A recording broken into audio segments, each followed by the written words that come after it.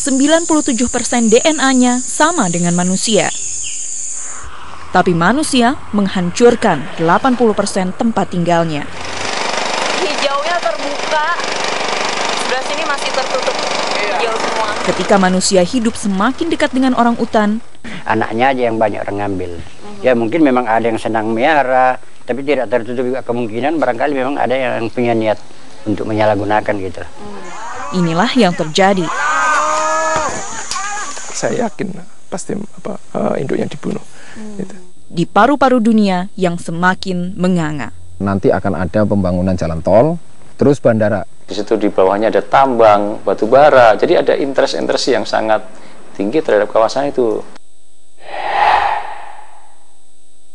Ketika bahagia di senja usia, terenggut oleh gejala yang dianggap lumrah. Ibu anaknya ada berapa? Iya. Iya. Berapa Pak umurnya? Bukan. Anaknya 5. Ini berapa umurnya? Namun tak terobati. Itu bukan untuk menyembuhkan, untuk mempertahankan fungsi yang dia masih miliki. Pikun pun tak lagi menjadi sekedar lupa. Kalau orang Indonesia biasanya kalau lupa mah biasa, makanya di sini jangan maklum. Lupa mah biasa udah tua. Nah, tapi kalau sudah perilakunya berubah-ubah, baru dia kok jadi begini sih, nanya terus berulang-ulang, kesel kan? Halo, kita berjumpa lagi dalam 360. 3 segmen penelusuran akan kami hadirkan dalam 60 menit ke depan. Dan pemirsa, inilah penelusuran pertama.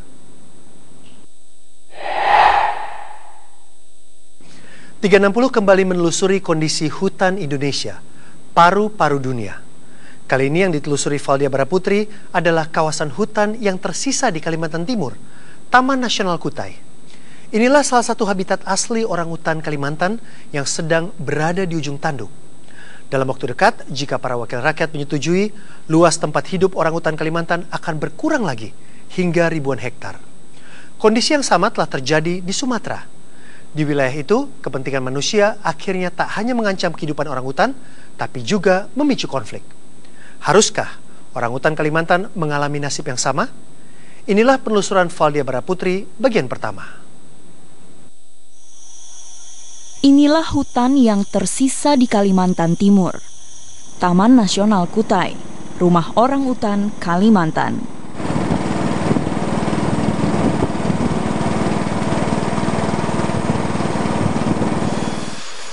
Bukan perjalanan singkat yang saya tempuh untuk melihat kehidupan satwa yang 97% DNA-nya menyerupai manusia.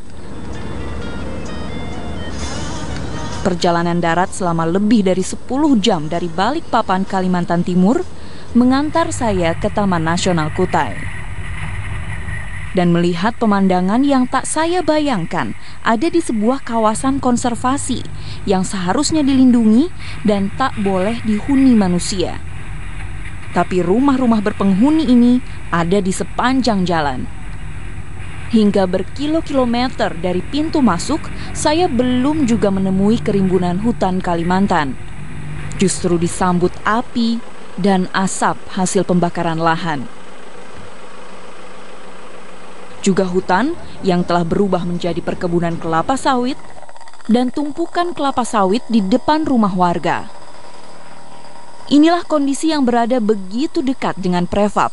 Lokasi tujuan saya, salah satu kantong habitat asli orangutan Taman Nasional Kutai.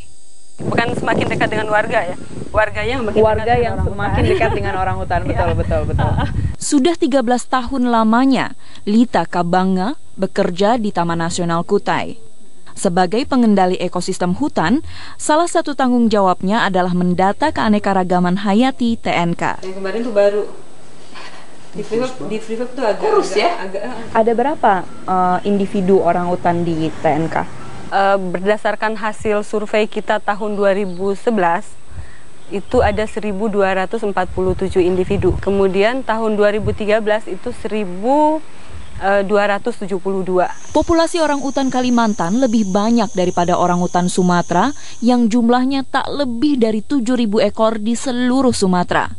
Meski jumlahnya masih ribuan, di Sumatera maupun Kalimantan, satwa ini menghadapi ancaman serupa. Jadi ada beberapa konflik yang terjadi di kita. Ada yang orang utan memasuki pemukiman warga, ada yang orang utan mengganggu, dalam tanda kutip ya, mengganggu perusahaan hutan tanaman industri yang memproduksi bahan bubur kertas.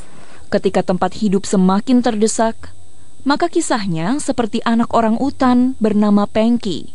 Ya berawal dari ini Mbak, dari seorang kawan itu yang konon ceritanya dia dapatkan juga dari seseorang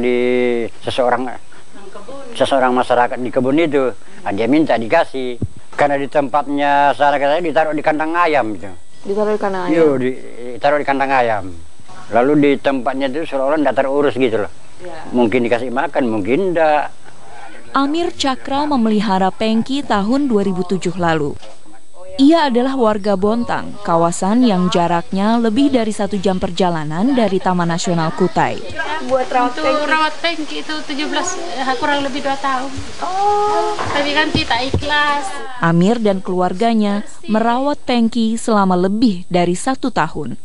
Kalau kita itu ingatnya kalau kita mau makan, kan pasti kalau kita makan itu duduk-duduk sudah bareng-bareng, kan kadang banyak anak-anak di sini kan duduk sudah bareng-bareng makan di situ, pasti juga dia muncul dari kamar, ambil juga tempat di situ, ditaruhkan nasi di piring, jadi makan bareng-bareng. Dia juga tidak merampas, yang penting dikasih sudah bagiannya itu sudah. Waktu sudah usia berkisar 1 tahun lebih itu, tidak lama setelah diserahkan ke TNK Bontang itu sudah ada yang nawar itu. Jual aja ini biar 3 juta aku beli katanya itu. 3 juta? Iya, di Jalan Habibur itu loh Pak. Saya bilang, waduh enggak sampai hati. Hingga suatu hari, Amir dan keluarganya harus berpisah dengan Pengki. Ada Mbak, saya itu lagi mau nyiapin makanan, dia saya mau suapin. Tidak ada orang makan siang, makan sore. Menangis semua. Satwa yang telah mereka sayangi. Jam 8 sudah pagi, aku kaget, aku masak kan, langsung sudah datang mobil TNK di sini. Datang ngambil uang, Bu Aji, permisi, Pengki mau sudah dibawa ya Bu ya, karena ternyata memang tidak bisa bersama-sama terus kita karena dia sudah besar. Oh saya bilang, oh iya Pak, silakan diambil sudah itu. Sampai saya itu karena di sini ku taruh itu mau sudah diambil orang itu ndak mau, dia perlu aku kayak berduka, menangis itu, teriak-teriak, "Mak, Pengki aku mana, Mak? Pengki aku mana, Mak?" Sampai aku bilang dibawa situ sudah, "Papa si pergi melapor, coba ditinggal." Habis bilang aku ndak boleh, memang kita piara karena itu barang dilindungi. Saya bilang lain kata kalau kucing Anggora bisa kita memiliki itu. Pengki dibawa ke Sangkima, tempat yang biasa digunakan sebagai penampungan sementara orang utan. Lagi agak belakang dikit. Iya diminta kan? Nanti juga. Sebelum dibawa ke tempat rehabilitasi.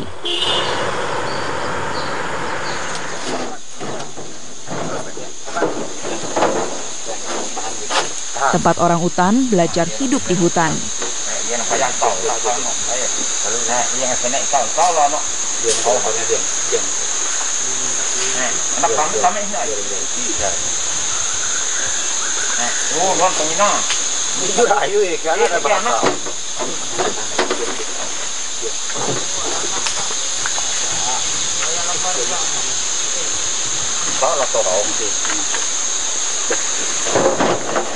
Kalau mereka itu menyatakan kepada Peh mendapatkan anak-anak orang hutan itu dari mana?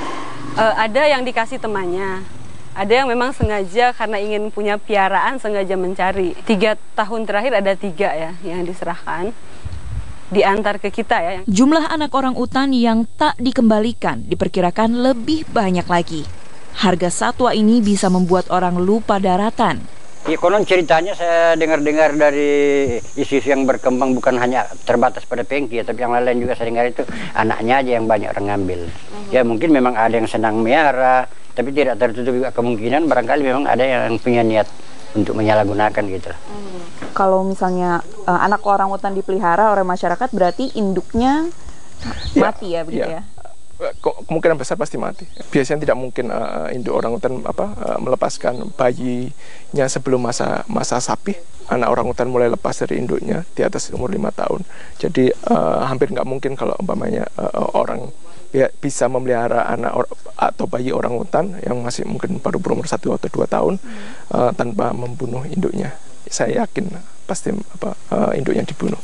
Gitu. Purwo meneliti kehidupan orangutan di Taman Nasional Kutai sejak 3 tahun lalu. Dalam penelitiannya mengungkap persoalan terbesar yang mengancam keberadaan orangutan. Kalau pembukaan lahan kelapa sawit itu memang sebahaya apa sih bagi populasi orangutan? Kalau sistem perkebunan kelapa sawit kan memang semua tanaman yang ada sebelumnya memang dibersihkan dulu, baru kemudian mulai ditanami sawit. Ketika proses land clearing itu sendiri kan pihak yang melakukan land clearing otomatis juga akan menyumpai orangutan. Konflik sudah terjadi di situ. Seekor orangutan terbakar ketika hendak diusir warga karena masuk ke kebun warga di Desa Wajok Hilir, Pontianak, Kalimantan Barat. Sebelumnya berbagai usaha dilakukan untuk mengusir orangutan namun tidak berhasil. Meski tubuhnya terbakar, namun orangutan ini tetap bergelantungan di atas pohon kelapa dan tidak juga turun dari pohon. Warga yang melihat kejadian ini panik karena takut orangutan ini mati. Namun meskipun terbakar, orangutan tetap hidup dan berada di atas pohon kelapa. Kondisi seperti ini tak hanya terjadi di Taman Nasional Kutai, tapi juga di seluruh habitat orangutan yang tersisa di Indonesia. Karena memang alih fungsi lahan di Indonesia ini terjadi di mana-mana. Jadi dan mulai dari Sumatera, kemudian Kalimantan Barat, Kalimantan Tengah, Kalimantan Timur, tren kerusakan habitat selalu terkait dengan alih fungsi lahan.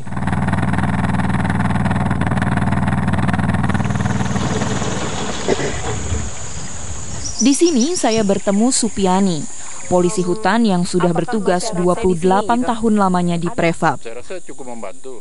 Yang ini bisa dimakan orangutan juga, Pak? Ya, ini kalau tidak musim buah, meskipun musim buah juga, ya kalau di tanah dia sering makan ini. Ini namanya kedapat, bilang orang sini. Kedapat. Ini jenis jahe-jahean. Oh. Jadi ini dimakan ini umbutnya.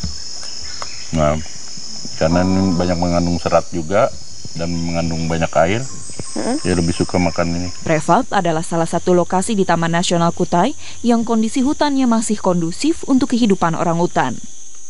Ada 25 orangutan yang hidup di dalam Prefab. Saya berharap bisa bertemu salah satu di antaranya. Kami berjalan sejauh hampir 2 kilometer. Mengamati jejak di tanah, juga mengawasi dahan pepohonan. Karena orangutan bisa memanjat pohon hingga ketinggian 30 meter. Seperti orangutan yang akhirnya saya temukan.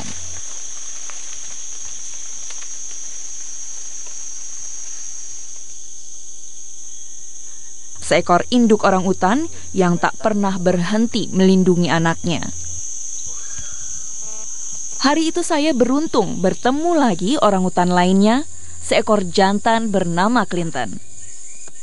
Kalau orangutan itu normalnya dia soliter sendiri. Oh, sendiri. Dan kadang-kadang berkelompok jika dia mau kawin atau ada makanan yang dia favoritkan. Contohnya pohon sengkuang yang di situ. Iya. Dan itu dia senang sekali. Di Prefab, 3 orangutan yang saya temui bertahan hidup di alam yang belum tersentuh dan utuh, tak seperti kawasan yang ada di seberangnya.